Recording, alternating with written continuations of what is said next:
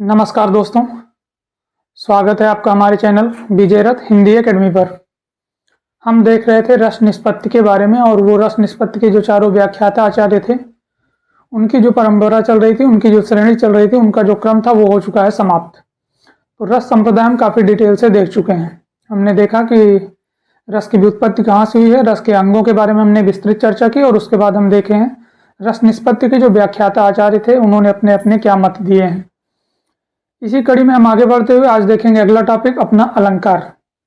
और अलंकार संप्रदाय ये बताएं कि रस की तरीके से ही लगभग 3 से 4 क्लास में जो है ख़त्म होगा, उम्मीद करूंगा, या कि उससे ज़्यादा करने का मतलब बहुत लंबा वीडियोस। तो ठीक है, 3 से 4 क्लासेज होंगी, कोई बात नहीं, बट ये है कि छोड़ेंगे नहीं, कुछ टोटल विस्तृत लेके चलेंगे। तो बढ़ेंगे अलंकार संप्रदाय पर और देखते हैं कि विभिन्न विद्वानों के क्या मत रहे हैं अलंकार संप्रदाय के बारे में, हमारे संस्कृत आचार्यों के क्या मत रहे हैं, हिंदी आचार्यों के क्या मत रहे हैं, और इसके साथ साथ हम देखेंगे कुछ महत्वपूर्ण तथ्यों के बारे में जो अलंकार संप्रदाय से रिलेटेड हैं। तो ठीक है, आपका बहुत ज़्यादा टाइम का नुकसान न करते हुए बढ़ते हैं अपने टॉपिक पर। अलंकार संप्रदाय, सबसे पहला तो ये है कि इसके प्रवर्तक आचार्य भामा हैं, जैसे कि आप बोर्ड पे देख पा रहे होंगे। व्युत्पत्ति अलम प्लस क्री प्लस घय नामक प्रत्यय से हुई है।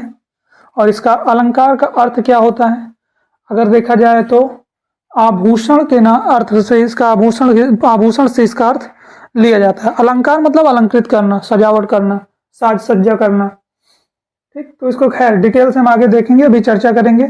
पहले तो ये देखते हैं इसकी जो परिभाषा मिलती है हमें, मूलतः तो 3 परिभाषाएं मिलती हैं। 3 परिभाषाओं में क्या है, इसकी जो व्युत्पत्ति परक है, यानी जो उत्पत्ति परक, जैसा कि आपने देखा था भट्ट लोल्लट का सिद्धांत भी था, क्या था, उत्पत्तिवाद, उसकी हम चर्चा कर चुके हैं।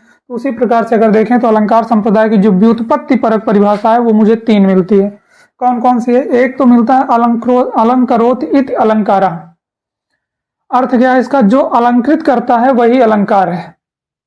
दूसरा है अलंक्रियते अनेन इति अलंकारा, यानी जिससे अलंकृत किया जाए वही अलंकार है। अलंकृतिर अलंकारा, या कि डायरेक्ट आप अगर देखें एक साथ तो अलंकृतिर अलंकारा, यानी अलंकृति ही अलंकार है। तो ये था आपका अलंकार संप्रदाय का या अलंकार संप्रदाय की परिभाषा। आप देख रहे होंगे एक नोट भरत मुनि के बारे में, खैर इसके बारे में हम चर्चा पीछे भी कर चुके हैं। यह है कि यहाँ भी जब इसका जो है जिक्र छिड़ ही गया तो एक बार नोट कर लेंगे आप। भरत मुनि ने नाट्य शास्त्र में टोटल कितने अलंकारों का उल्लेख किया है, 4 अलंकारों का उल्लेख किया है। वो 4 कौन से हैं, उपमा है, रूपक है, यमक है और दीपक है। तो ये 4 अलंकारों की चर्चा जो है भरत मुनि ने नाट्य शास्त्र में की है। इंपॉर्टेंट जो है वो आप इसको याद रखेंगे। इसके साथ साथ आपको ये पता होना चाहिए और पीजीटी के लिए आपको ये भी पता होना चाहिए, कभी ना कभी यहाँ से भी क्वेश्चन उठ सकता है। बढ़ेंगे हम आगे और देखेंगे कि विभिन्न विद्वानों के क्या मत रहे हैं, उन्होंने किस प्रकार से अलंकार को परिभाषित किया है। तो आप सबसे पहले तो एक हेडिंग डालेंगे कि विभिन्न विद्वानों के मतानुसार, बस इतना ही लिख लीजिए यार, या विभिन्न विद्वानों के मतानुसार अलंकार की परिभाषा, या बस इतना ही लिखिए विभिन्न विद्वानों के मत। देख लेते हैं उनके क्या क्या मत रहे हैं। नंबर 1 हेडिंग के अंतर्गत आप देखेंगे, नंबर 1 आचार्य भामा को ही हम लेके चलते हैं, क्योंकि इसके प्रवर्तक कौन माने गए हैं, आचार्य भामा ही माने गए हैं। तो हम इन्हीं से स्टार्टअप करते हैं, आचार्य भामा। आचार्य भामा को देखेंगे हम क्या, कि पहला तो ये है कि ये अलंकार संप्रदाय के प्रवर्तक हैं।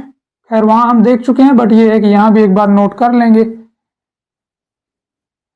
अलंकार संप्रदाय के प्रवर्तक।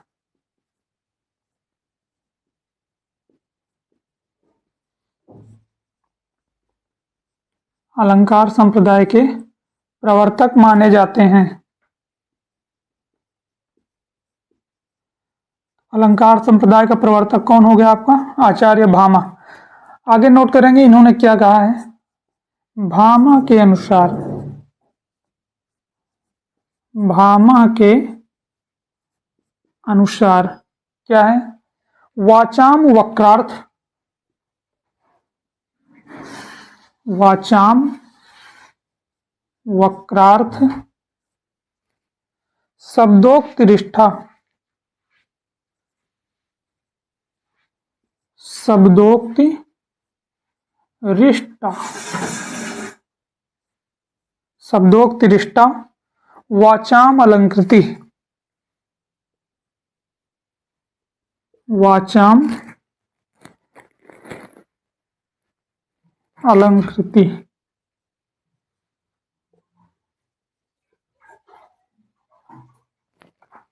वाचाम अलंकृति। अर्थ क्या है इसका? ऐसी शब्दोक्ति जो, यहीं पे लिखेंगे, ऐसी शब्दोक्ति जो वक्रार्थ की विधायक हो, यानी जो वक्रता को महत्व दे, वक्रार्थ की विधायक हो, अलंकार है।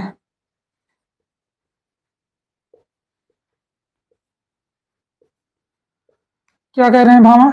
वाचाम वक्रार्थ शब्दोक्ति रिष्टा वाचाम अलंकृति, यानी ऐसी शब्दोक्ति जो वक्रार्थ की विधायक हो। वाचाम वक्रार्थ ना, जो वक्रार्थ को, ऐसी शब्द या ऐसी शब्दोक्ति जो किसकी? वक्रार्थ की विधायक हो, उसे क्या कहेंगे? वाचाम अलंकृति, उसे अलंकार कहेंगे या वही अलंकार है। इन्होंने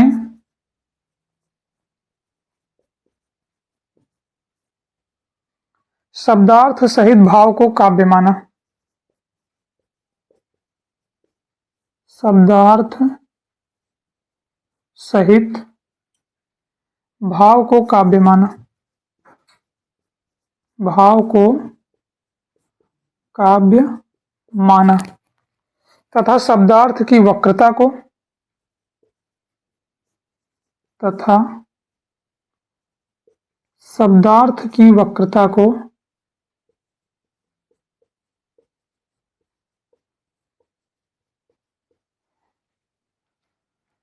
काव्य सौंदर्य का मूल माना है।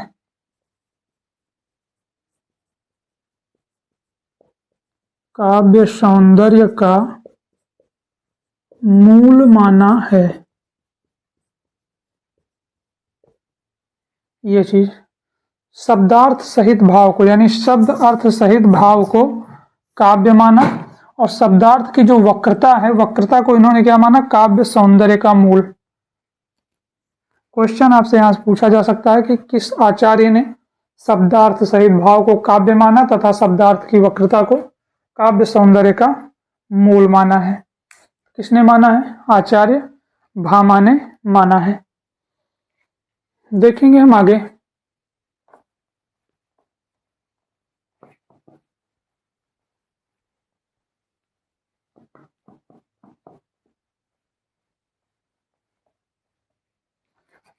भामा ने अलंकार को काव्य का अनिवार्य तत्व, भामा ने अलंकार को काव्य का अनिवार्य तत्व भी माना है। काव्य का अनिवार्य तत्व मानते हुए कहा, भामा ने अलंकार को काव्य का अनिवार्य तत्व मानते हुए कहा। अर्थात क्या है कि इन्होंने अलंकार को क्या माना है? काव्य का अनिवार्य तत्व भी माना है। और कह क्या रहे हैं ये हम देखेंगे।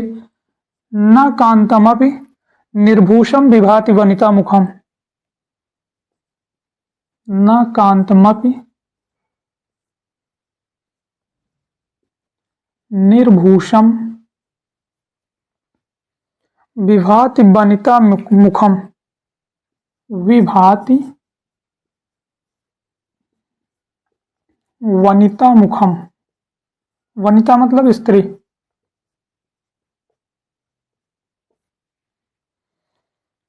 विभाति नारीव विदग्ध मंडना,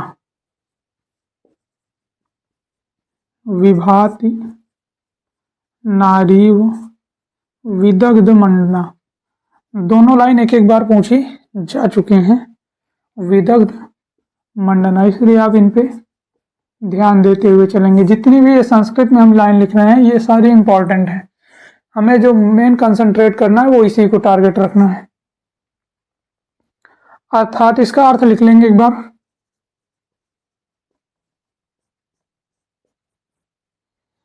जिस प्रकार कोई स्त्री आभूषण के बिना शोभायमान नहीं होती, न कांतमप निभूषम विभाति वनिता मुखम। जिस प्रकार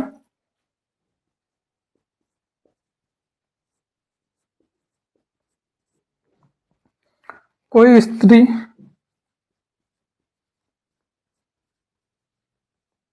आभूषण के बिना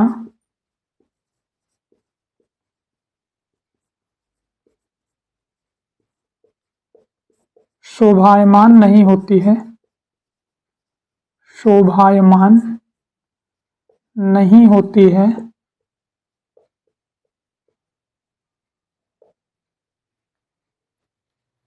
उसी प्रकार कविता भी अलंकार के बिना सुशोभित नहीं होती। उसी प्रकार कविता भी अलंकार के बिना सुशोभित नहीं होती,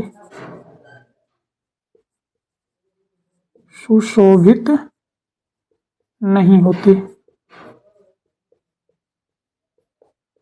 ये इसका अर्थ है। न कांतम निर्भूषम विभात वनिता मुखम। जिस प्रकार कोई स्त्री आभूषण के बिना शोभायमान नहीं होती, विभात नारी विदग्ध मंडना, ठीक उसी प्रकार कविता भी अलंकार के बिना सुशोभित नहीं होती है। भामा ने अतिशयोक्ति को वक्रोक्ति माना है। आगे आप लिखेंगे, भामा ने अतिशयोक्ति को, अतिशयोक्ति मतलब बढ़ा चढ़ा कर कहना, अतिशयोक्ति को वक्रोक्ति माना है। क्वेश्चन आपसे पूछा जा सकता है कि अतिशयोक्ति को वक्रोक्ति किसने माना है।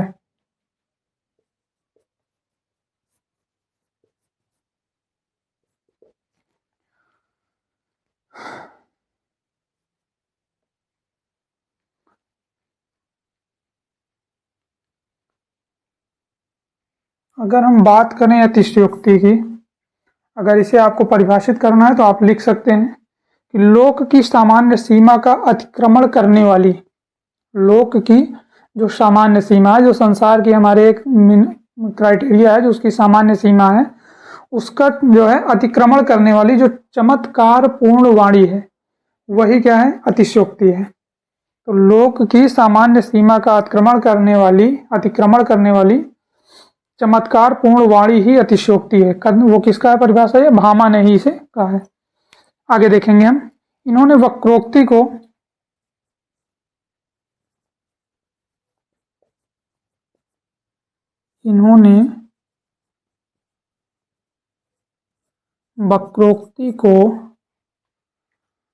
सभी अलंकारों का मूल माना। यह लिखेंगे आप, सभी अलंकारों का मूल मानते हुए, सभी अलंकारों का मूल मानते हुए। इन्होंने वक्रोक्ति को, या भामा ने वक्रोक्ति को सभी अलंकारों का मूल मानते हुए कहा कि क्या कहा, वक्रोक्ति अर्थ को विभा से युक्त करती है। क्या कहा इन्होंने, वक्रोक्ति अर्थ को विभा, विभा मतलब आभा, विभा से युक्त करती है, युक्त करती है। आगे देखेंगे हम इनका संस्कृत श्लोक क्या है। इन्होंने वक्रोक्ति को सभी अलंकारों का मूल मानते हुए कहा कि, क्या कहा कि वक्रोक्ति अर्थ को विभा से युक्त करती है। तो बढ़ेंगे आगे और देखेंगे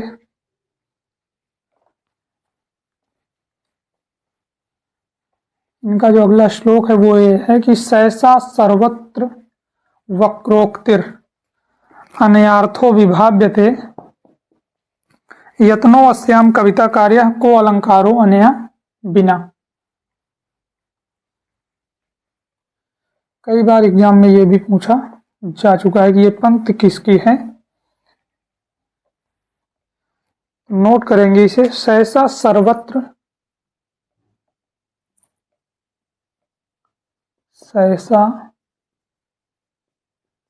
सर्वत्र वक्रोक्तिर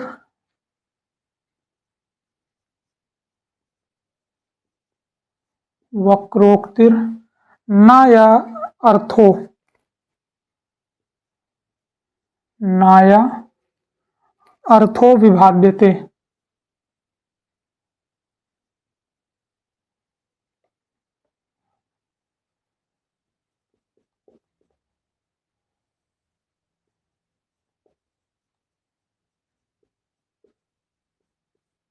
अगली लाइन देखेंगे आप, यत्नो अस्याम कविता कार्य, यत्नो अस्याम कविता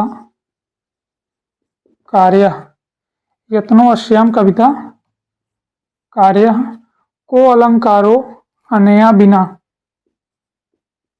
को अलंकारो अनया बिना। तो ये थे भामा जिनके बारे में हम देख रहे थे। महत्वपूर्ण लाइन है, सहसा सर्वत्र वक्रोक्तिर अनयार्थो विभाव्यते यत्नो अस्याम कविता कार्य को अलंकारो अनया बिना। अगली हेडिंग आप डालेंगे दंडी।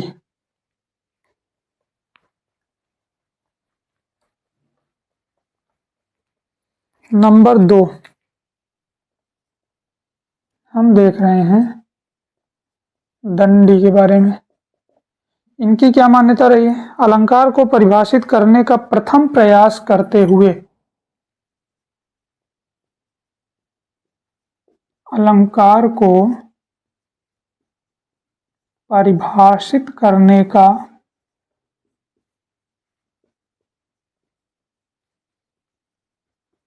प्रथम प्रयास करते हुए, प्रथम प्रयास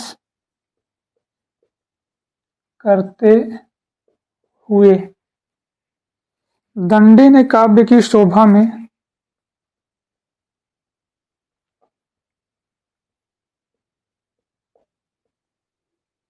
दंडी ने काव्य की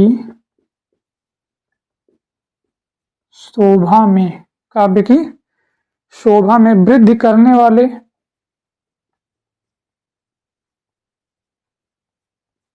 वृद्धि करने वाले सभी धर्मों को अलंकार माना, सभी धर्मों को अलंकार माना। सभी धर्म कौन से हैं? अलंकार को परिभाषित करने का प्रथम प्रयास किसने किया? पूछा जा सकता है आपसे। अलंकार को परिभाषित करने का प्रथम प्रयास करते हुए दंडी ने काव्य की शोभा में, काव्य की शोभा में वृद्धि करने वाले सभी धर्मों को अलंकार माना। तो जो काव्य की शोभा को बढ़ाते हैं, काव्य की शोभा को कौन बढ़ाते हैं? जो हमारे रस हैं, जो हमारे ध्वनि हैं, गुण हैं, रीति है, ये सारी चीजें मिलकर। इनका वही कहना है कि काव्य की शोभा में वृद्धि करने वाले जितने धर्म हैं, सभी धर्मों को इन्होंने क्या माना? अलंकार माना। सभी धर्मों में आप नोट करना चाहें तो नोट कर सकते हैं। उपमा है, रूपक है, रस है, ध्वनि है, गुण है। उपमा, रूपक ये अपने समझने के लिए है, रस, ध्वनि, गुण इत्यादि। तो जितनी भी चीजें हैं जो काव्य की शोभा में वृद्धि करती हैं, उन सभी को इन्होंने क्या माना? अलंकार माना है। इनकी जो संस्कृत परिभाषा है वो क्या है? काव्य शोभाकरान धर्मान अलंकारान प्रचक्षते। काव्य शोभाकरान, काव्य की शोभा करने वाले। धर्मान अलंकारान, धर्मान अलंकारान प्रचक्षते, प्रचक्षते। ये है इनकी पंक्ति, इंपॉर्टेंट है ये। मेनली आपसे जो पूछा जाएगा वो डायरेक्ट यही इस क्वेश्चन बनेगा। काव्य शोभाकरान धर्मान अलंकारान प्रचक्षते, पंक्ति किसकी है? तो दंडी की है। ये आपके समझने के लिए है इसी का अर्थ कि अलंकार को परिभाषित करने का प्रथम प्रयास करते हुए दंडी ने क्या कहा? काव्य की शोभा करने वाले सभी धर्मों को काव्य शोभाकरान धर्मान अलंकारान प्रचक्षते, अलंकार कहा जाता है, अलंकार माना है। आगे देखेंगे हम रुद्रट की क्या मान्यता रही है। नंबर 3 डालेंगे आप, रुद्रट।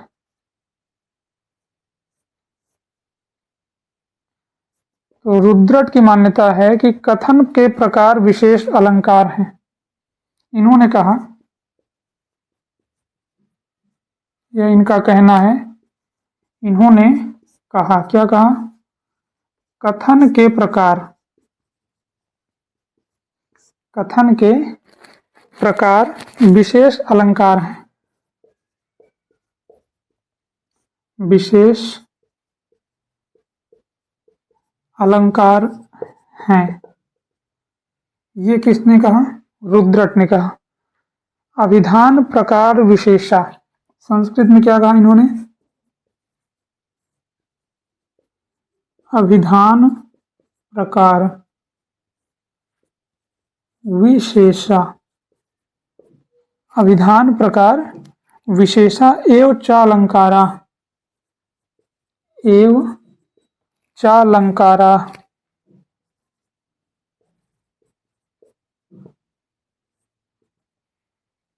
ये किसने कहा है?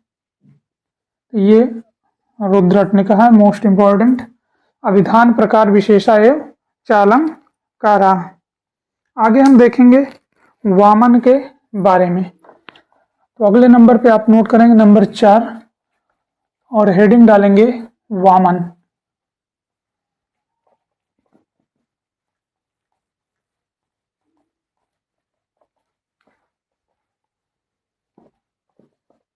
तो वामन ने क्या कहा है? गुण काव्य के शोभा कारक धर्म है।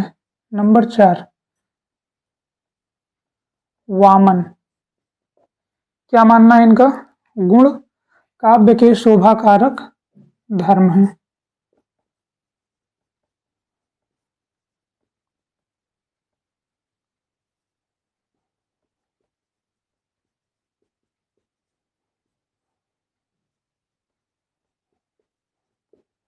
गुण काव्य के शोभा कारक धर्म हैं और अलंकार उसके वर्धक हैं। और अलंकार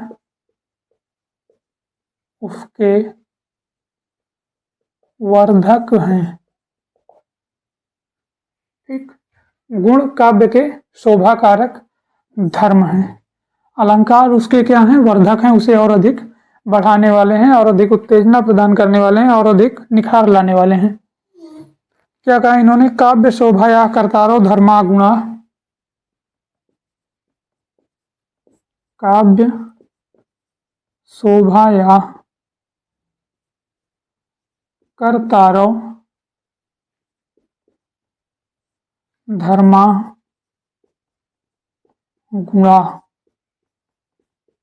काव्य शोभाया कर्तारो धर्मा गुणा तद अतिशय हेतवस्तु अलंकारा। अगली लाइन है आपकी, तदतिशय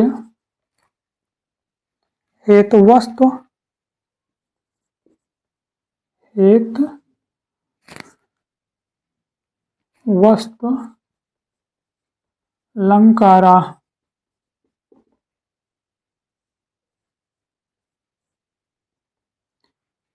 किसकी लाइन है ये? वामन की है। काव्य के शोभा कारक धर्म क्या है? काव्य के शोभा कारक धर्म कौन है? गुण।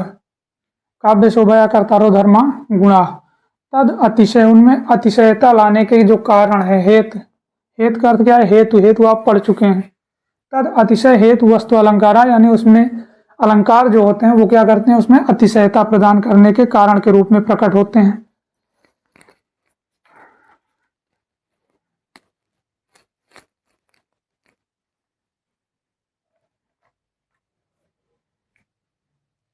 वामन के अनुसार, वामन के अनुसार काव्य में गुण का नित्य स्थान है।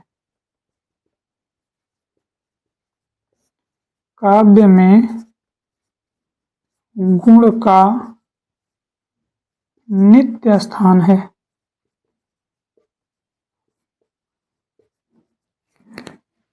तथा अलंकार का अनित्य, तथा अलंकार का अनित्य। ठीक, तो गुण का स्थान क्या है, नित्य है, और अलंकार का क्या है, अनित्य है। पूर्वे नित्या करके एक इन्होंने सूत्र दिया, नोट कर लेंगे आप यहीं पे, पूर्वे नित्या। इन्होंने अलंकार के दो लक्षण प्रस्तुत किए, आगे देखेंगे। इन्होंने मतलब किसने, वामन ने अलंकार के कितने लक्षण प्रस्तुत किए हैं, दो लक्षण, दो लक्षण प्रस्तुत किए। दो लक्षण कौन कौन से हैं, नंबर एक तो है अलंकृति अलंकारा, नंबर एक अलंकृति अलंकारा। अर्थ क्या है इसका, जो अलंकृत करे वह अलंकार है, अलंकृति अलंकार। अगर आपको नोट करना नोट कर लेंगे, जो अलंकृत करे वह अलंकार है। और दूसरा जो लक्षण इन्होंने दिया वो दिया सौंदर्यम अलंकारा, सौंदर्यम अलंकारा। ये चीज अर्थ क्या है इसका, सौंदर्य ही अलंकार है, अलंकृति ही अलंकारा, जो अलंकृत करे वो अलंकार है, सौंदर्यम अलंकारा यानी सौंदर्य ही अलंकार है। तो ये थे हमारे वामन, क्या कह रहे हैं इन्होंने, गुण क्या है, काव्य के शोभा कारक धर्म है। कौन बता रहा है, ये वामन बता रहे हैं। अलंकार क्या करते हैं, उसके वर्धक हैं। किसके वर्धक हैं, काव्य के। काव्य शोभा या कर्तारो धर्मा गुणा तदतिशय हेतुवस्तु अलंकारा। वामन के अनुसार काव्य में गुण का स्थान क्या है, नित्य है, अलंकार का स्थान क्या है, अनित्य है। पूर्वे नित्या, अलंकार के कितने लक्षण प्रस्तुत किए हैं इन्होंने, दो लक्षण प्रस्तुत किए हैं। नंबर एक अलंकृति अलंकारा, जो अलंकृत करे अलंकार है, सौंदर्यम अलंकारा, सौंदर्य ही अलंकार है। इसी के साथ हम बढ़ेंगे आगे, आनंद वर्धन के बारे में हम देखेंगे।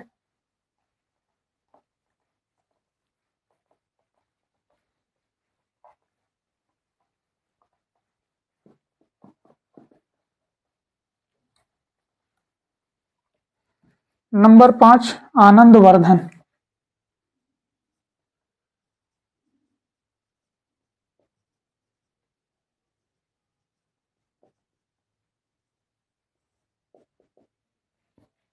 पहली चीज तो आप ये जानिए कि आनंद वर्धन जो है ये ध्वनिवादी आचार्य हैं, या ध्वनिवादी आचार्य माने गए हैं।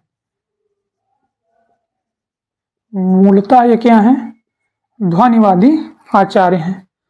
सूत्र इन्होंने क्या दिया, नंबर 1 पे आप लिखेंगे तत्प्रकाशिनो।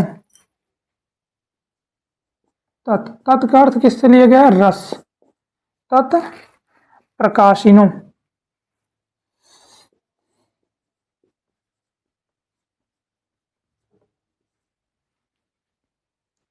वाच्य विशेषा, तत्प्रकाशिनो वाच्य विशेषा एव वाच्य विशेषा एव रूपकादयो अलंकारा। रूपकादयो अलंकारा, ये सूत्र किसने दिया? आनंदवर्धन ने दिया। खैर, हिंदी अभी देखेंगे, इसका अर्थ हम पहले आगे नोट करेंगे। नंबर 2, अंगाश्रितास्त्व अलंकारा। अंगाश्रितास्त्व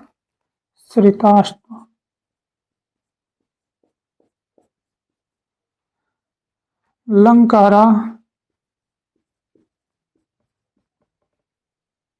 अंगाश्रित्वास्त्व अलंकारा मंतव्या कटकादिवत। मंतव्या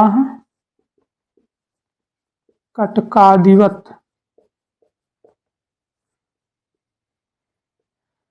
ये नोट करेंगे इसका अर्थ। अर्थात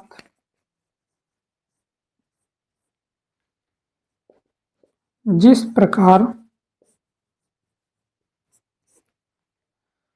कटक आदि आभूषण, जिस प्रकार कटक आदि आभूषण, आभूषण मतलब गहने, शरीर की शोभा को बढ़ाते हैं। शरीर की शोभा को बढ़ाते हैं,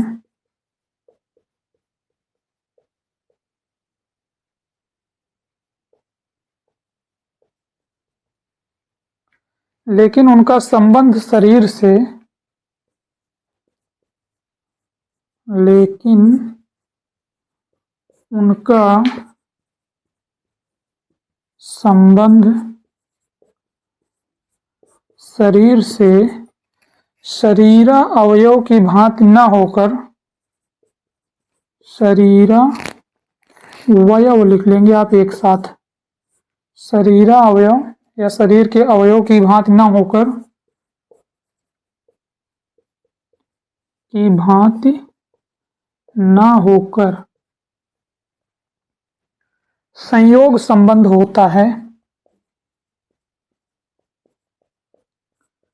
संयोग संबंध होता है। उसी प्रकार अलंकारों का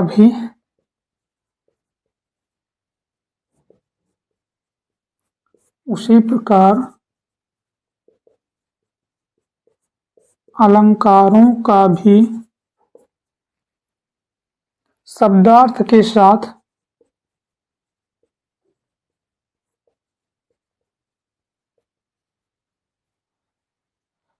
संयोग संबंध ही होता है। संयोग संबंध ही होता है। क्या कह रहे हैं ये? जिस प्रकार कटक आदि आभूषण, सीधे सीधे आप आभूषण पे आइए। जिस प्रकार आभूषण शरीर की शोभा को बढ़ाते हैं, आभूषण क्या करते हैं? शारीरिक शोभा को बढ़ाते हैं या शारीरिक शोभा को और ज़्यादा उसमें क्या करते हैं? निखार लाते हैं। तो जिस प्रकार आभूषण आज शारीरिक शोभा को बढ़ाते हैं, लेकिन उनका संबंध, इसका आभूषण का जो संबंध है शरीर से, शरीर के अवयवों की भांति नहीं होता, शरीर के भाग की तरह नहीं होता। कैसे होता है? उनका एक संयोग संबंध होता है। वो सिर्फ आते हैं और आपकी शारीरिक शोभा को बढ़ाते हैं, ना कि वो आपके शरीर के किसी अवयव, किसी अंग की भांति आपके साथ जुड़े हुए हैं। ठीक उसी प्रकार अलंकारों का भी, जो अलंकार होते हैं वो शब्दार्थ के साथ संयोग संबंध ही रखते हैं। यानी अलंकारों को क्या कहा कि अलंकार जो हैं वो शब्दार्थ के अंग नहीं है, बस ये शब्दार्थों के साथ ये संयोग संबंध रखते हैं।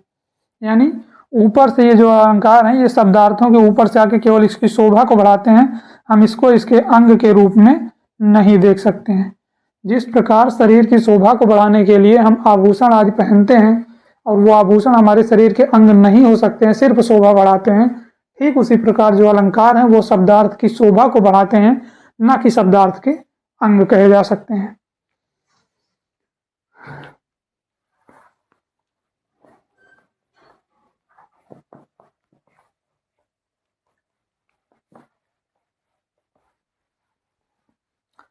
इसी में आप लिखेंगे, एक पैराग्राफ चेंज करके लिखेंगे आप, इस प्रकार से इन्होंने, इस प्रकार से इन्होंने अलंकार को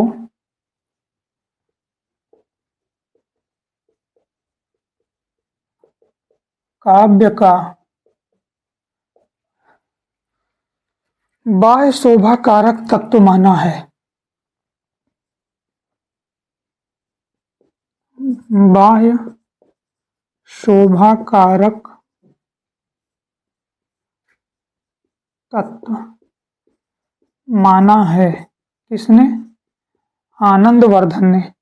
इन्होंने क्या कहा कि अलंकार क्या करते हैं, जो शब्दार्थ हैं उन पे केवल बाहर से आते हैं और शोभा को बढ़ाते हैं, हम इसके अंग के रूप में इनकी गिनती नहीं कर सकते हैं। तो इन्होंने सीधे सीधे क्या कहा कि ये जो अलंकार हैं इस काव्य के बाह्य शोभा कारक तत्व के रूप में माने गए हैं, या इन्होंने बाह्य शोभा कारक तत्व माना है। एक आप लिखेंगे नोट,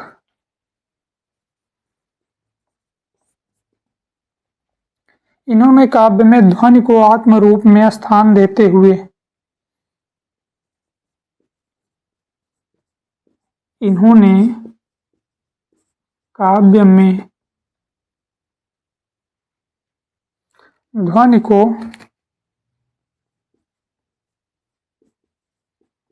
आत्मरूप स्थान देते हुए, आत्मरूप स्थान देते हुए अलंकार को उसके प्रकाशन में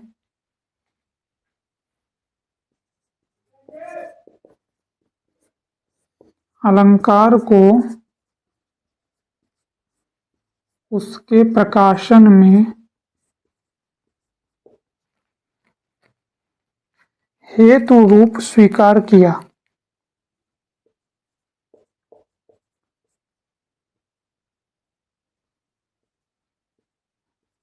हेतु रूप स्वीकार किया। आनंदवर्धन, सबसे पहले हमने आपसे बताया कि वो एक क्या है, ध्वनिवादी आचार्य हैं, ध्वनि को ज्यादा महत्व देते हैं। इन्होंने ध्वनि को आत्मा के रूप में स्थान दिया है और अलंकार को जो है सिर्फ हेतु रूप में, हेतु अर्थात कारण के रूप में स्वीकार किया है। काव्य की आत्मा इन्होंने किसको माना है? ध्वनि को माना है, क्योंकि इन्होंने ध्वनि को महत्व दिया और ये जो अलंकार है सिर्फ उसे काव्य का हेतु स्वीकार किया है। तो ये थे हमारे आनंद वर्धन। तो इसी के साथ हम करेंगे अपनी क्लास का समापन, और कुछ आगे जो आचार्य भी बचे हैं, लगभग हैं आपके 6 आचार्य को हम और देखेंगे आगे। तो उन 6 आचार्यों के बारे में हम आपसे चर्चा करेंगे कल। आज के लिए बस इतना ही, लेंगे आपसे विदा। क्लास अगर अच्छी लगी हो, जानकारी अच्छी लगी हो, तो लाइक, शेयर और सब्सक्राइब भी करते रहिएगा। ठीक है, मिलते हैं कल, तब तक के लिए धन्यवाद।